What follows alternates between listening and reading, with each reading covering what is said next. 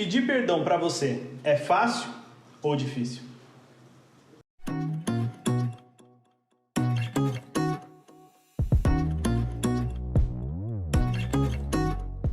Oi, gente! Fala, galera!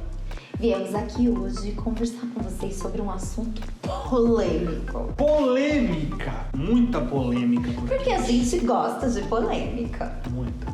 Sempre. Pois é, o post dessa semana no Instagram, a gente falou sobre mágoa. E a mágoa, ela acaba sendo um assunto que envolve uma palavra pequena, mas difícil. Doída. Perdão. Gente, pra você, perdoar é fácil? E pedir perdão, como que funciona? Porque se a gente pensar num relacionamento, nós somos seres humanos, então pode ser que um dia você tá chateado e acaba respondendo de um jeito mais, sabe, pesadinho e, né? Igual cavalo, né? Troca a ferradura.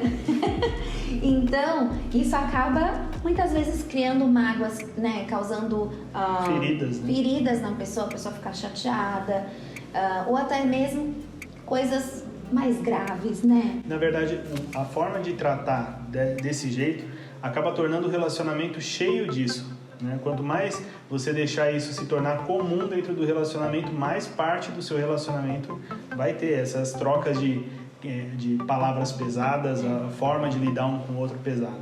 E para falar sobre perdão, na verdade hoje nós queremos contar o nosso testemunho.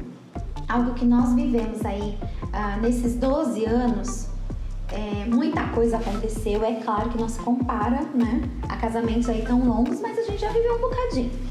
E no início nós tivemos algumas batidas de cabeça. Claro. Né? São duas pessoas completamente diferentes, que pensam de forma completamente diferente. Quando se juntam as duas partes, tem sempre as divergências. E o que acontece? Nós temos, já falei em outros vídeos, um temperamento totalmente diferente. Digamos que somos opostos. E nós vivemos isso, os opostos se atraem realmente, né? Só que, sendo oposto, até a gente entrar num encaixe... num acordo, né? Aconteceram algumas coisas. E uma coisa complicada é que eu, por exemplo, sou mais agitada, mais intensa, mais... impulsiva. E eu acabava respondendo na hora, assim, do jeito que vinha. Entendeu? E magoava. E pra pedir perdão? Eu não pedia perdão. É verdade, gente. Eu confesso meu pecado. Eu não pedia perdão, gente. Pra mim era muito difícil pedir perdão. Era um orgulho, assim, gigantesco. Eu não tinha coragem. Eu não sabia como chegar até a pessoa pra pedir perdão, sabe?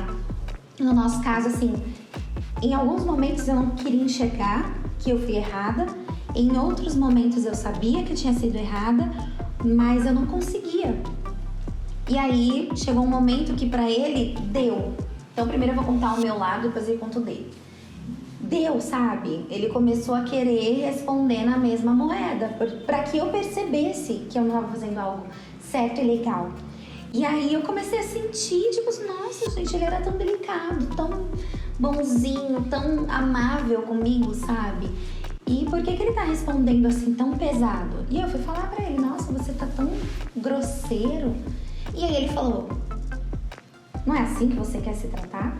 Porque é assim que você tem me tratado. Então eu achei que é desse jeito, que o jeito que eu tava tratando não era legal.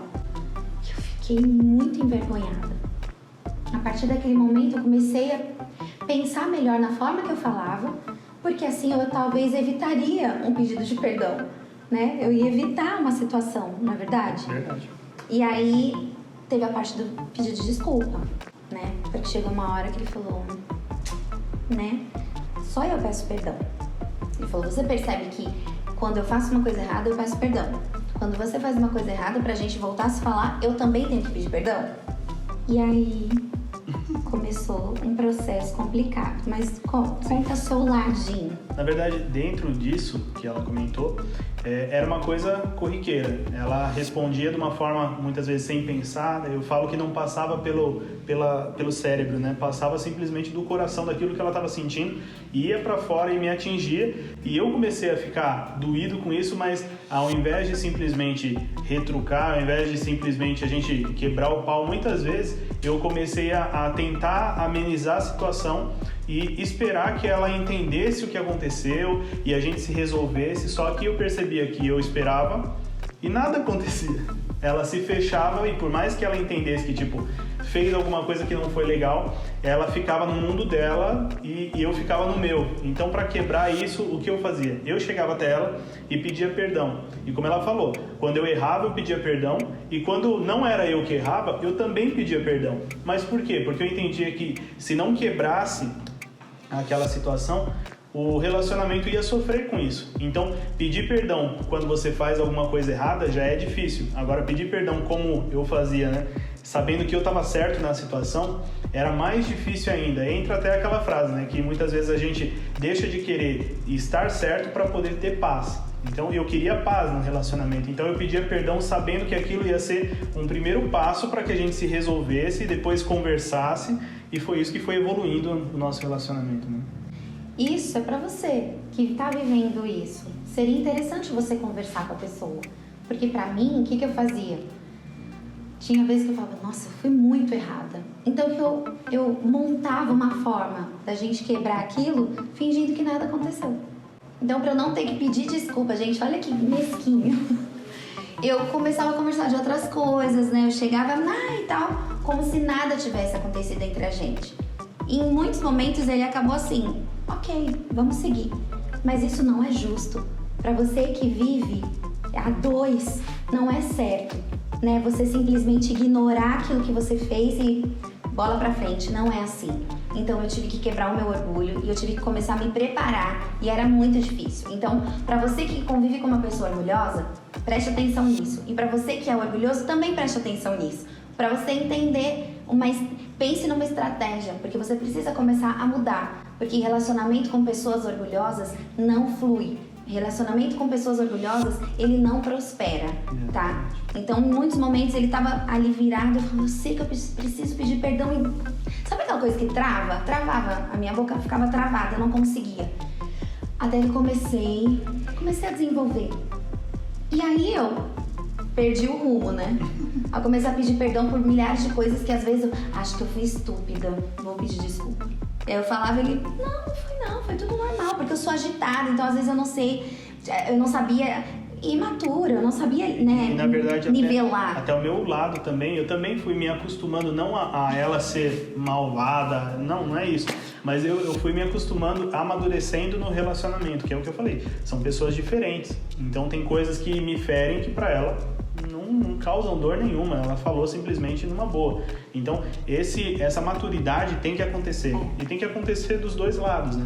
Tanto ela aprendeu a pedir perdão, quanto eu aprendi a conviver com essa situação, e melhor que isso, eu não pedia perdão simplesmente, ficava por isso mesmo, não, eu pedia perdão, mas depois a gente se falava e eu mostrava pra ela, não foi legal isso, e foi isso que trouxe a maturidade, que foi isso que mudou o nosso relacionamento, né? Exatamente. E é assim que funciona. Mas em que momento que ele disse que eu não pedia perdão?